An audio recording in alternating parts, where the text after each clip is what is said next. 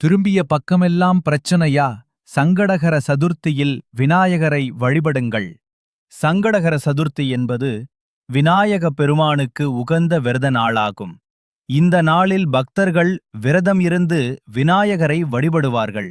தங்களின் கஷ்டங்கள் நீங்க வேண்டும் என்று பிரார்த்தனை செய்வார்கள்.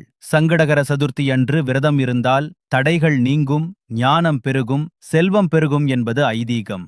ஒவ்வொரு மாதமும் தேய்பிறை சதுர்த்தி அன்று இந்த விரதம் அனுஷ்டிக்கப்படுகிறது. சங்கடகர சதுர்த்தி என்றால் துன்பங்களை வேரோடு அழிக்கக்கூடிய விரதம் என்று பொருள். இந்த ஆண்டு ஜூலை 14 அன்று சங்கடகர சதுர்த்தி வருகிறது. இதற்கு கஜானன சங்கடகர சதுர்த்தி விரதம் என்று பெயர்.